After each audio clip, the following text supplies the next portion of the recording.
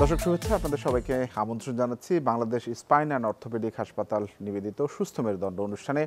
পুরো আয়োজনে আমি সঙ্গে থাকবো তানভীর আহমেদ। আজকে আমার সঙ্গে chief consultant Bangladesh spine and orthopaedic হাসপাতালের অধ্যাপক ডক্টর মোহাম্মদ শাহ আলম উপস্থিত আছেন। আমরা আজকে আলোচনার যে বিষয়টি নির্ধারণ করেছি, বাঁকা মেরুদণ্ড কেন হয়, কি কারণে হয়, কোন বয়সটিতে হয়, এই চিকিৎসা পদ্ধতি কি, বাংলাদেশে আসলে চিকিৎসা ব্যবস্থাটা কেমন, এই প্রশ্নগুলির সার্বিক উত্তর জানবার চেষ্টা করব। অধ্যাপক শাহ আলম, আপনাকে স্বাগত জানাচ্ছি সুস্থ মেরুদণ্ড অনুষ্ঠানে। ধন্যবাদ। আমরা শুরুতেই যে বিষয়টি নিয়ে কথা বলছিলাম, আজকে আমাদের যে আলোচনার বিষয়টি বাঁকা মেরুদণ্ড। বাঁকা মেরুদণ্ডে আপনারা আসলে কোন ধরনের পেশেন্টকে বেশি পান বা কোন বয়সী রোগী বেশি পান আপনারা? ধন্যবাদ। আসলে মেরুদণ্ড কিন্তু আমরা সামনে থেকে যখন দেখি, যেমন এই মডেলটা যদি তাকাই, সামনে থেকে কিন্তু একদম সোজা, কিন্তু যদি এই মেরুদণ্ডকে আমরা পার্শ্বের থেকে দেখি তাহলে কিন্তু এটা একদম সোজা না, কার্ভ। ধরেন বিভিন্ন 4টা কার্ভ থাকে, তার 2টা কার্ভ হলো আপনার হলো সামনের দিকে, 2টা কার্ভ হলো পিছনের দিকে। কিন্তু আপনি যখন সামনে থেকে দেখবেন তখন মেরুদণ্ড একদম স্ট্রেট। তা আমাদের বিভিন্ন পজিশন এটা রক্ষার জন্য কিন্তু এই কার্ভেচার দরকার। এখন এই সব তার মানে কি, মেরুদণ্ড কিন্তু নর্মালি বাঁকা তেরা, সামনে থেকে বাঁকা সোজা, কিন্তু সাইড থেকে বাঁকা তেরা। এইটার যদি কোনো ব্যত্যয় ঘটে, সেটা যে কোনো জায়গায় ঘাড়ে হতে পারে, পিঠে হতে পারে, কোমরে, অথবা পুরা মেরুদণ্ডটা যে কোনো একদিকে যদি বাঁকা হয়ে যায়, সেটাকে আমরা বাঁকা মেরুদণ্ড বলি। এখন এই মেরুদণ্ড বাঁকা হতে পারে জন্মগতভাবে, হতে পারে কোনো আঘাতজনিত কারণে, হতে পারে কোনো ডিজিজ, ইনফেকশন অথবা বয়সজনিত কারণে। আচ্ছা, কিন্তু সবচেয়ে বেশি কমন যেটা, যে কোনো কারণই জানা যায় না, কোনো কারণ ছাড়াই অটোমেটিক্যালি বাঁকা হয়ে যায়। এটা হলো সাধারণত একটা ইয়াং বয়সে, 10 বছর থেকে 18 বছর এই বয়সে হয়, যেটা কোনো কারণ থাকবে না, কিন্তু মেরুদণ্ড বাঁকা হয়ে যাবে যে কোনো। অনেক সময় তো আমরা শুনি যে মানে শোয়ার কারণেও অনেকে বলে পিঠে ব্যথা, কোমরে ব্যথা, বসে থাকার কারণে আমরা শুনি যে ব্যথা, হাঁটতে যে অনেকে ব্যথা হলো একটা ইস্যু, কিন্তু যখন হলো যে বাঁকা হলো আরেকটা ইস্যু। আচ্ছা, বাঁকা মানে ব্যথার জন্য বাঁকা হতেই হবে, নট দ্যাট। আর বাঁকা হলেই যে ব্যথা হবে তাও না। আচ্ছা, কিন্তু এই বাঁকাটা যখন হবে, কোনো ব্যথা কিন্তু ইউজুয়ালি থাকে না। আচ্ছা, দেখা যায় এই যে যেটা আমরা বলি মানে এআইএস, মানে অ্যাডোলেসেন্ট ইডিওপ্যাথিক স্কোলিওসিস, আমাদের ভাষায় স্কোলিওসিস, মানে একদিকে বাঁকা হয়ে যাওয়াটাকে স্কোলিওসিস বলে।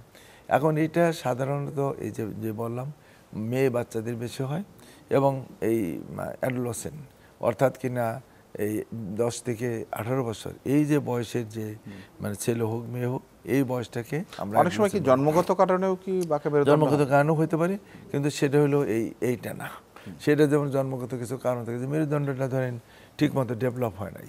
যেমন এই যে মেরুদণ্ড তো অনেক হাড়, একটা আমরা বলি কশেরুকা, ইন্ডিভিজুয়াল, যেমন 33টা কশেরুকা নিয়ে ধরেন আপনার এই মেরুদণ্ড।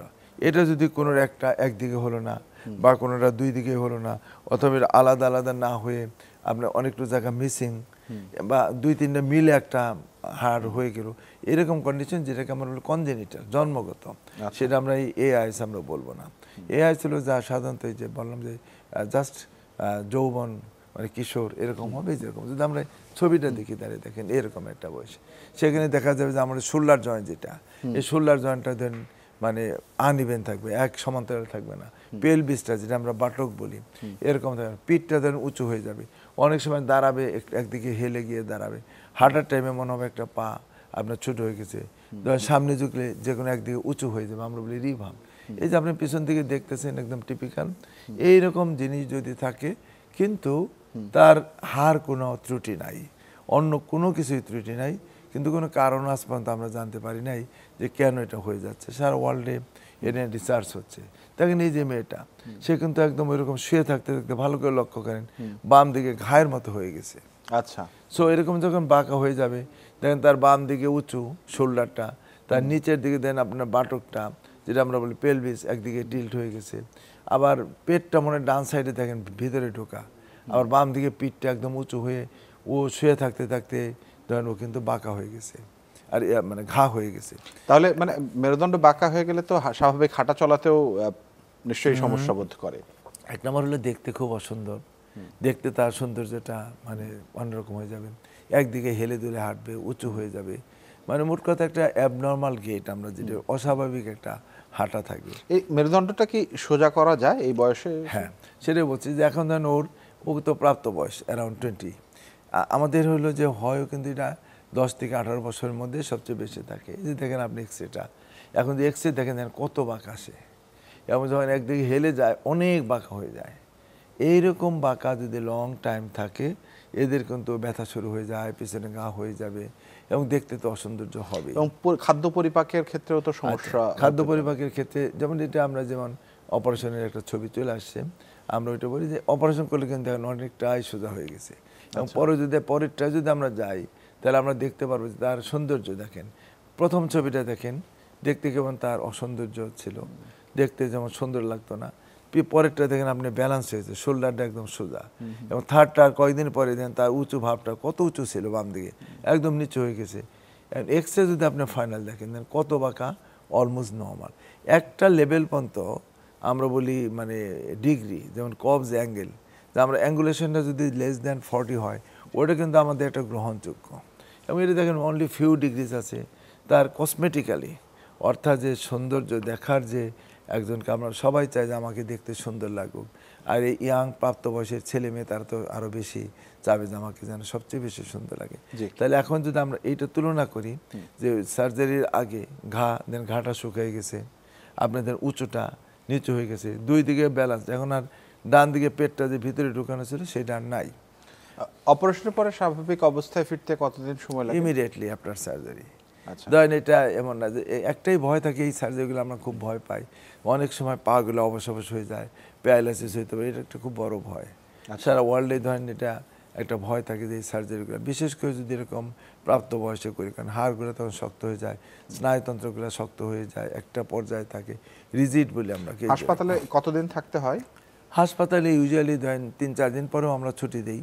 আচ্ছা, 3 দিনের বেশি আর লাগে না, হাইস্ট 5 দিন, যে কয়দিন আমরা ওই অ্যান্টিবায়োটিকগুলো ইনজেকশন দিই।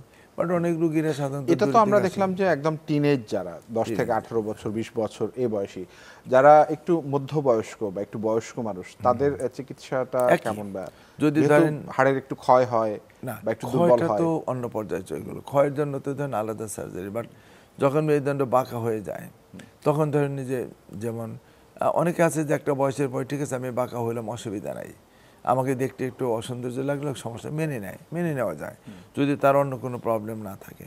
আপনি যেটা যে বলছিলেন যে খাদ্যনালীর, ইয়েস ইট ইজ ট্রু, শুধু খাদ্যনালী না, শ্বাসনালী এবং হার্ট যখন অনেক বেশি বাঁকা হয়ে যায়, দুইটা ফুসফুস, আমাদের ফুসফুসের জায়গাটা কমে যায়, সংকুচিত হয়ে যায়, তখন একটু হাঁটলেই তার যতটুকু অক্সিজেনের দরকার সে নিতে পারে না, অনেক সময় শ্বাসকষ্ট হয়।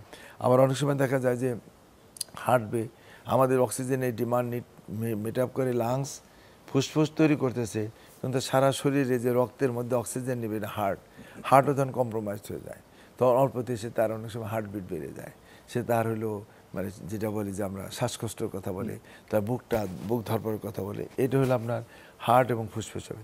আরেকটা যেটা জিনিস হয় যে পেটের মধ্যে অনেক চাপ পড়ে, পেটের যে জায়গাটা আমাদের খাদ্যনালীটা তো ধরেন ঝুলন্ত অবস্থায় মানে ঘুরে নড়াচড়া করে অনেক জায়গা আছে, কিন্তু যখন একদিকে চেপে যাবে তখন যে পেটের ভিতরে যে জায়গা, অ্যাবডোমেনের জায়গা কিন্তু কমে যায়।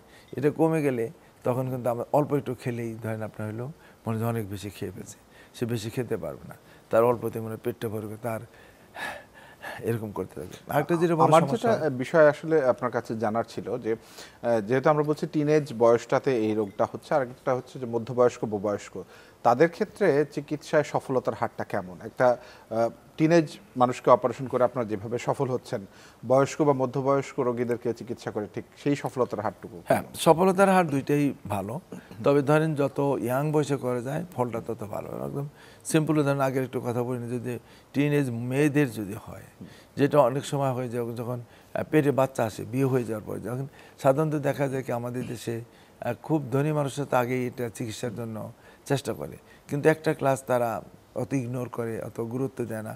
কিন্তু যখন এই মেয়েটা 13-14 বছর বয়স হয়ে যায়, তখন বাবা মার একটা বিরাট মানে হেডেক, মেয়েটাকে বিয়ে দিব, এরকম দেখলে তো বিয়ে হবে না। এবং ধরেন যেটা হয় যে পেটের জায়গা কম, ফুসফুসের জায়গা কম, এদের বাচ্চা হতে গেলে প্রবলেম। যদি এই অবস্থায় কেউ মেনে নিল, বিয়ে হয়েও গেল, তার কষ্ট নাই, বিয়ে হলো মেনে নিল, কিন্তু যখন পেটটা আমাদের যখন জায়গা লাগবে বাচ্চারা, তখন ওই জায়গাটা থাকে না, তখন খুব প্রবলেম হয়, যে কারণের জন্য এদেরকে আমরা বলি এটা কারেকশন লাগবে। আর যেটা বলছেন বাচ্চা বয়সে অবশ্যই রেজাল্ট খুব ভালো, আর অ্যাডাল্টেও ভালো, কিন্তু ওদের রিস্ক আবার একটু বাড়তে থাকে। আরেকটা জিনিস যেমন একটা গাছ লাগালেন, অনেক গাছ ছোট চারা গাছ বাঁকা হয়ে গেছে নরম, ওটা কিন্তু আপনি টান দিলে অনেকটা ইজিলি সোজা হয়ে যায়, খুব ফ্লেক্সিবল। ওই সময় যদি আপনি একটা কাঠি দিয়ে লাঠি দিয়ে বেঁধে দেন, ওই গাছটা এরকম ভাবে আস্তে আস্তে বড় হয়, অনেক বড় হয়ে গেলে সোজা হয়ে যায়। ধন্যবাদ আপনাকে। আমরা নিশ্চয়ই আরো বিষয়ে বিস্তারিত জানবার চেষ্টা করবো আপনার কাছ থেকে। আমরা একটা বিরতি নিয়ে ফিরবো আবারও।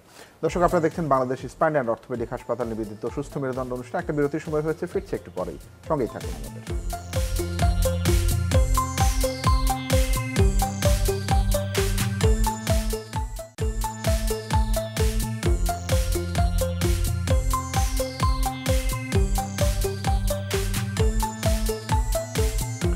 দর্শক, বিরতির পর আরও একবার স্বাগত জানাচ্ছি আপনাদেরকে। আপনারা দেখছেন সুস্থ মেরুদণ্ড অনুষ্ঠান, বাংলাদেশ স্পাইন অ্যান্ড অর্থোপেডিক হাসপাতাল নিবেদিত। কথা বলছি অধ্যাপক ডক্টর মোহাম্মদ শাহ আলমের সাথে।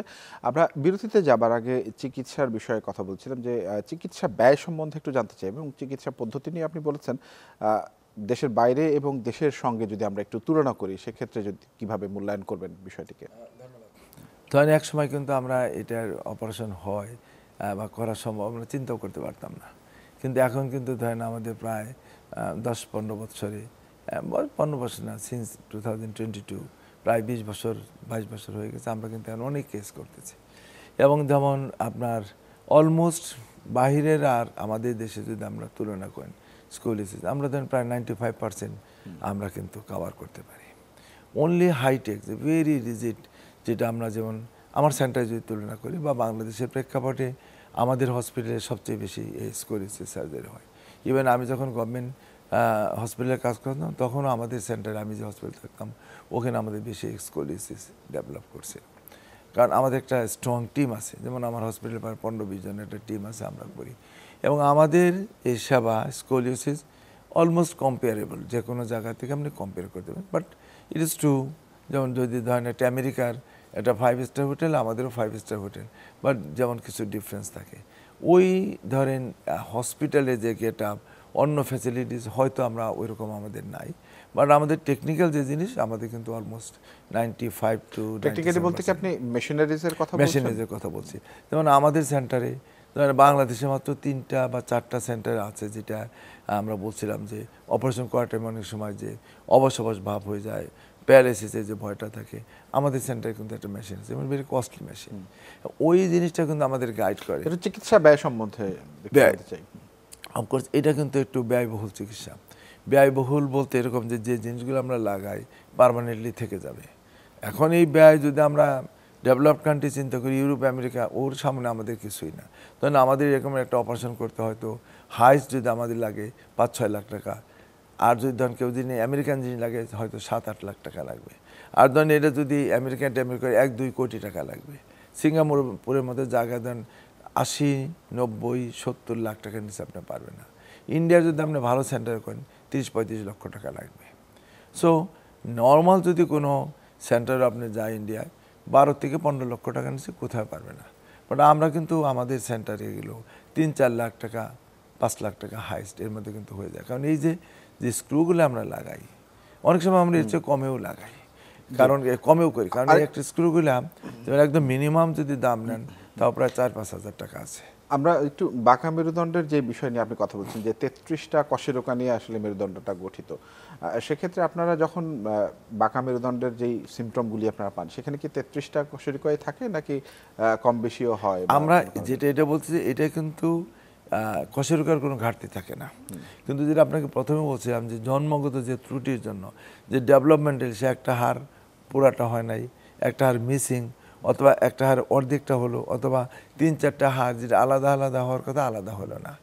এইরকম ক্ষেত্রে ধরেন হলো যেটা আমরা কনজেনিটাল জন্মগত, ওইটার সার্জারি আবার এটা একটু ভিন্ন। তখন আমরা কি করি যে যেটা নাই আমরা অনেক সময় এটা তৈরি করি, আবার যেটা আছে এটা অর্ধেকটা আছে, বাকি অর্ধেকটা কেমনে কম্পেনসেট করা যায় সেটা আমরা করি। বাট দেখা যায় কিছু ক্ষেত্রে যে এমনভাবে হয়ে গেছে এক্সট্রা, ওটা আমরা আবার ফেলে দিয়ে ওটাকে আমরা আবার তৈরি করি, ওটার জন্য আলাদা ডিভাইস আছে। তখন কিন্তু এই যে যেটা বলছেন যে কস্ট, এগুলো সবগুলো একদম অনেক কস্টলি মেটাল, অনেকগুলা মেটালের অ্যালয়, কারণ এটা সারা জীবন শরীরের মধ্যে থাকবে। আপনি ধরুন কোন মেটাল ডিটেক্টর আপনি ডিটেক্ট করতে পারবে না, শরীরের মধ্যে রিয়াকশন কম হবে, ইনফেকশন কম হবে, কারণ এটা সারা জীবনের জন্য এটা থেকে যায়। অনেকটাই ধরনের স্বর্ণের দামের মতো, জি, যে অনেক করার জন্য ধন্যবাদ খরচটা আপনাকে একটু বেড়ে আপনার যায়। মূল্যবান সময় দেওয়ার জন্য। ধন্যবাদ। দর্শক, আমরা কথা বলছিলাম আজকে সুস্থ মেরুদণ্ড অনুষ্ঠানে বাঁকা মেরুদণ্ড নিয়ে, এর উপকার, এর অপকারিতা, এর চিকিৎসা পদ্ধতি এবং এর যে ব্যয়, সেই বিষয়গুলো আমরা আসলে আনবার চেষ্টা করেছি আলোচনায়। কথা বলছিলেন অধ্যাপক শাহ আলম। এতক্ষণ আপনারা যারা সঙ্গে ছিলেন সবাইকে অনেক ধন্যবাদ।